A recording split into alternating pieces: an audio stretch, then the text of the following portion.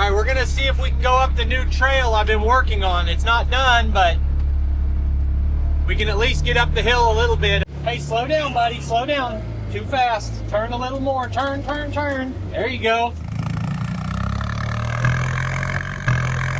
Saying I'm like a kid at Christmas doesn't even do justice to what we got going today. So I've got a brand new side-by-side sitting out here in the shop, and we're supposed to have near record snow for our area today. Right now we've only got a couple inches, but it's supposed to snow all day long. So what a perfect time to test this machine out. And I got 3 goals for today. First, we're gonna do a quick overview of the machine. This is what I've got. This is the features of it. This is the engine size. Second, we're going to see how it handles this snow once it gets deep. And third, I've got a personal story to tell you guys about how and why this is so exciting for me. All right, so what I have here is the Bighorn Explorer 550i. You can get this machine at Tractor Supply. They also have their own line of dealers. So we'll start at the front of the machine. Down here we've got a 3,500 pound winch. Pop the hood up here, it's pretty basic. We've got our battery. We've got our coolant reservoir. If you're on YouTube, you want to disconnect this. This is a buzzer, a beeper that tells you when you're backing up so no one stands behind you and gets run over. But I can't have this thing beeping on camera all day. Okay, so we've got LED headlights and turn signals. This thing is made road ready. So there you can see the basic headlight on. This would be the setup with your brights. That is your turn signal. And that's how the rear turn signal looks. This is the Bighorn 550 EFI. It's got these plates here, say Bighorn. I watched another video from Joe the Farmer where he was saying they needed these here to shield the CV joint, and they've added those. There you can see the actual winch. So while we're at the outside of the vehicle, I'll point out this has adjustable shocks. It's got 4-wheel disc brakes. It also, besides being 4-wheel drive, has 4-wheel locking differential. So you've got plenty of options to make sure you're getting traction. We'll go ahead and walk around and look at the back of it. It does have these nice rims, although that's not something at the top of my list to care about. But you can see your brake calipers in behind that. As I mentioned, the shocks are adjustable if you want a smoother ride or if you want more support for heavy carrying. Here we've got the backup camera. Here we've got 2-inch receiver. All right, so this is pretty standard. It's got a gas assist shock on it. You just pull the handle to lift it up. From back here, you can see the engine. You can see your U-joint where you get down there to grease that. Everything's pretty accessible. It's easy to lower, easy to push down. You got this small bed. The bed's rated to haul 500 pounds of cargo in it, or I think it might be 451 or something like that. It's got some tie down points right here, so you can secure stuff in your bed. The easy drop down tailgate. When we open up the cab, you can see we've got full windows, but they slide open to the front and to the back. So you've got versatility there, whether you're wanting to let wind in or whatever the case may be. We've also got these panels here on the front window that you can slide if you want to let air in or you don't want to let air in. When we turn the key to the on position, you see we've got our display screen here, and then we've got the vehicle info screen here. This is going to give you the 4-wheel drive mode you're in, which you switch that down here. So if you want to put it in 4-wheel drive, you just hit this button and it will light up 4-wheel drive or 4-wheel drive with diff lock. Here is your locking differential for the rear. So you've got plenty of options there to lock both differentials. We got our fuel gauge, our temperature gauge. This is the RPM gauge. Your RPMs wrap around here in red as you run it. Over here you've got the controller for the winch, in and out on the winch. This is the lights. Turn that on, lights off. This is high and low. This is heater on and off. There's a turn signal. I find the shifter to be really easy to shift gears. You're in low, you're in high. It clicks into place and you can feel where you're at, but it's not hard to shift. Neutral and reverse. Very easy shifting. So you've got your vehicle information there. You've got your heaters here. This is an open spot. Nice size glove box here. This is the same kind of screen that you would find in your car. You can hook it to like Apple CarPlay and run your phone off of it. Or you can just turn on the radio. I listen to the radio a little bit. It's pretty loud with the radio. Up here we've got the speakers. The headroom is very good. You're never going to bump your head on those speakers. Then we've got the big mirror right here. We've also got USB charging here for your phone. And then we've got another power port here if you've got some kind of accessory. They said as far as headroom, I'm over 6 foot tall. I've got 2 foot of headroom above me. That is not going to be a problem. And there's some little cubbies down here for storage. You can put stuff in all of these spots if you carry stuff with you. Now this has 2 seat belts for 2 passengers. And if you've got 2 people riding in it, you can drop this down. You've got 2 cup holders and a phone slot. Or if you're like me and you've got a whole team full of grandkids, you can load them up in here and take everyone for a ride. This is the Bighorn EFI 550EX. I think the EX means it's got the heated cab. EFI means electronic fuel injected. 550 is kind of a number for the size of the engine. It's actually 500 or 496 cc. Now, as I reviewed side-by-sides, I found that engines with the same cc's would have very different horsepower. So this one is 34 horsepower, and that's not bad. You find some that are only 25, and you know, some of your big expensive ones go up to 60 horsepower. Now if we get out here, it's pretty easy to grab the seat, pop it out, and get access to your engine. So there's your oil fill. Right there's your fuel pump. I forgot to mention it at this point of the video, but there's actually a huge cubby hole towards the bottom of the screen that would be a perfect place for tool storage or tie downs and straps and things like that. Now, I haven't done any maintenance on this. It just arrived yesterday, but there are guys who've already got maintenance videos out there on these machines if you want to see exactly how to do your maintenance. In the winter, I'll be running the cab like you see it with the full doors on and the heater on. Then in the summer, I'll probably take the doors off and run it open. The other possibility I considered is for a reasonable price, you can get either soft doors or hard half doors. I thought if I added the hard half doors, then the grandkids could be in here and have a little bit more safety about falling out of the machine if they're riding around with Pawpaw. It'd be still easy to jump in and out of. I've been thinking it might be worth it to buy a set of half doors to put on here. All right, so let's fire it up. Put on the brake. Let the screen cycle. Let the fuel pump run for a second.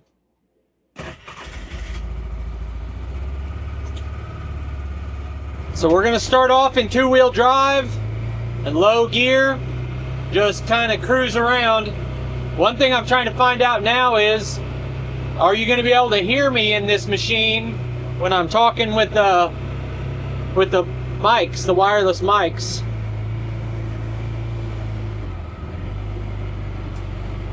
Let's see if she fits through here.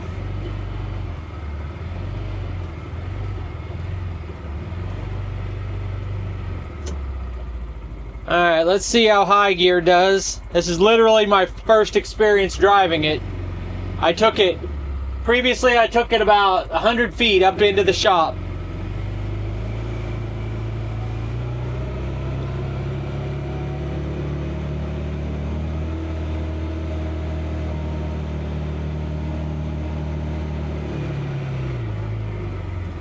Guess I should turn the heater on. Almost forgot about that. I don't know if it's been running long enough for it to start getting hot.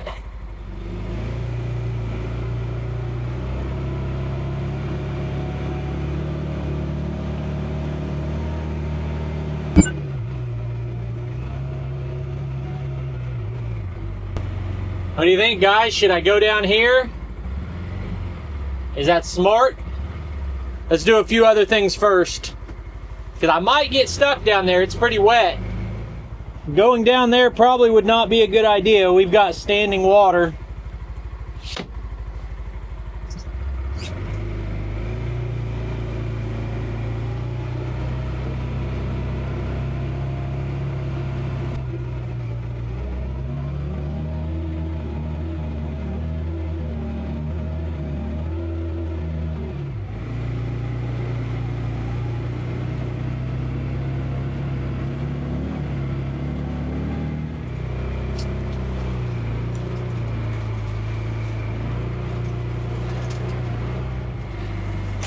All right, so while we're just out here riding around, I guess I'll tell you that story I was talking about earlier.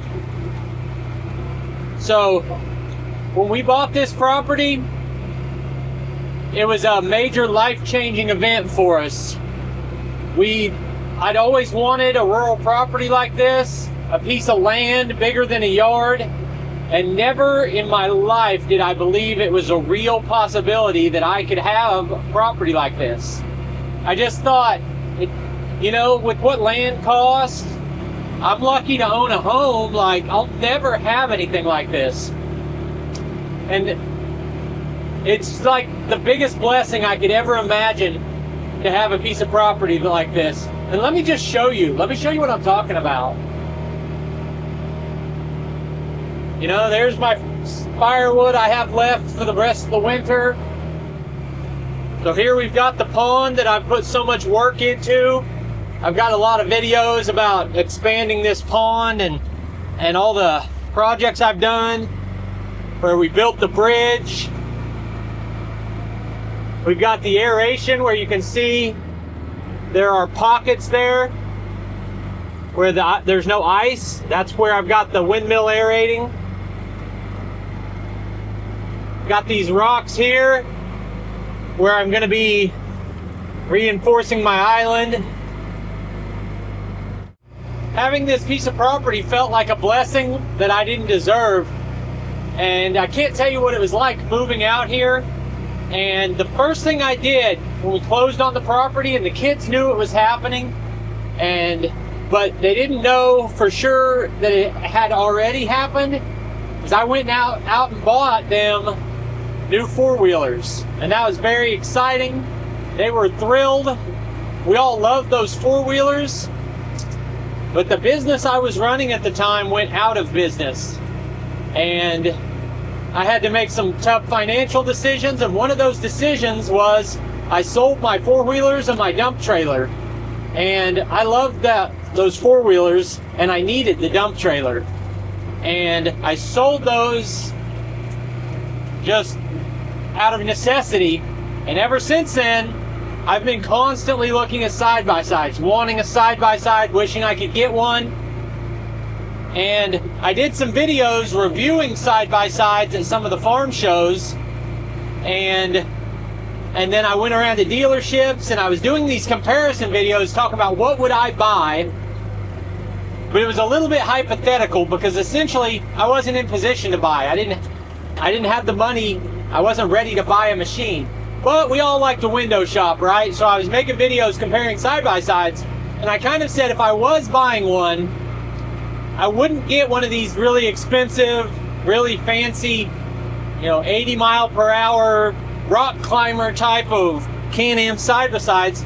I would get one of these more affordable side-by-sides that meets your basic needs from Tractor Supply or Lowe's, or one of the ones they sell in front of the box stores, because I think those meet a minimum standard where they're four-wheel drive and they have a winch, and it's not just a glorified golf cart, but it's a real machine you can actually get out and do work in, and it'll perform well enough for everything I need.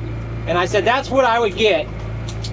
And that same week after I published that video where I said that, within a week I got an email from Bighorn asking if I wanted to have one of these side-by-sides provided for my YouTube channel. And I was just blown away. You know, I've got other sponsored equipment and I'm humbled every time. So I said, heck yeah, and they sent me out this unit, which is their newest model for this year. And I'm overwhelmed. I'm thrilled to have it.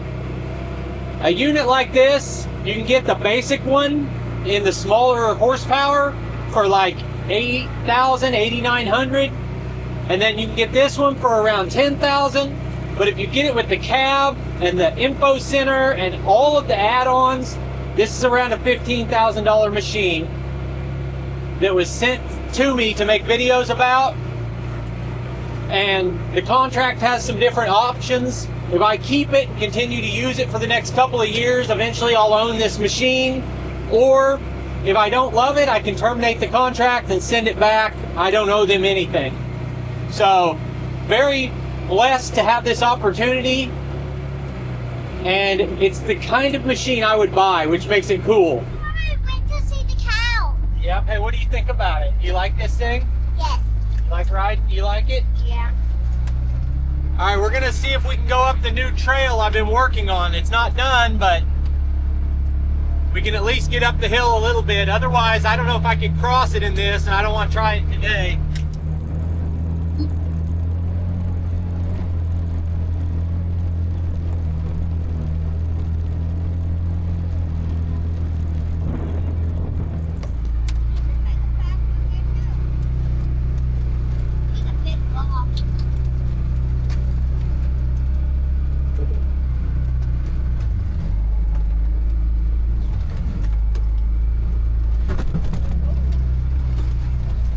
We're bottoming out on the rocks.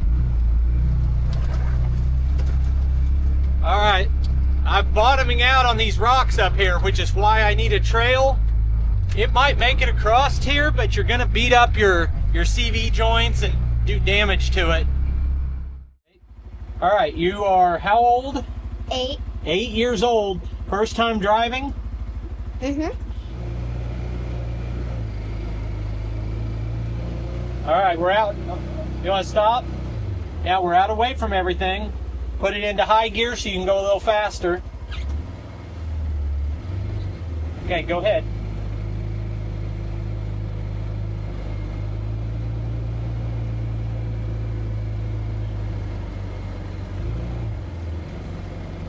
For anybody concerned about child safety with this little guy driving this unit, I'm just letting you know I appreciate your concern, but it's not really necessary. Not only are we out away from everything where there's nothing for him to hit or run into, but also I can easily reach both pedals from where I'm sitting. I can apply the brake and I can steer and I can really control what's happening. So there's really nothing to be worried about.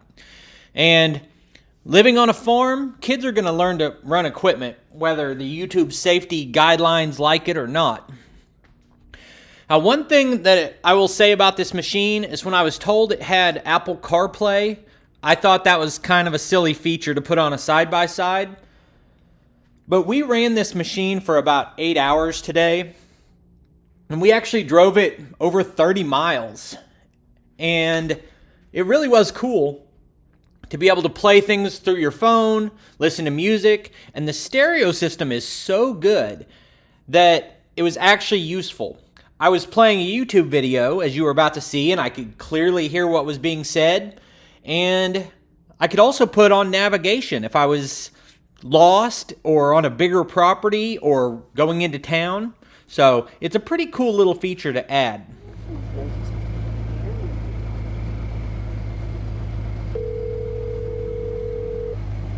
Okay, well, I'm calling you live inside my video while I'm driving the side-by-side. Just, I wanted to see if I could make a phone call on the CarPlay, and it's working. Hey, slow down, buddy, slow down. Too fast. Turn a little more. Turn, turn, turn. There you go.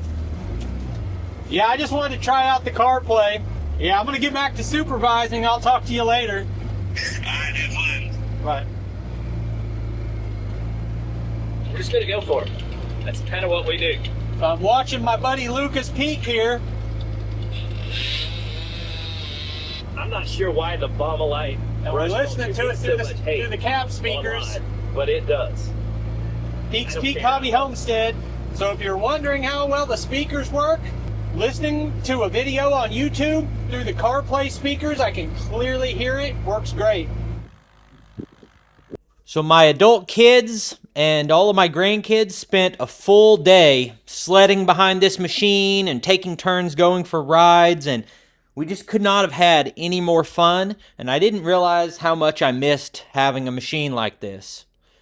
Now, that doesn't qualify for a long-term review to say whether or not Bighorn is the best side-by-side for you, but I really enjoy it after one day of use.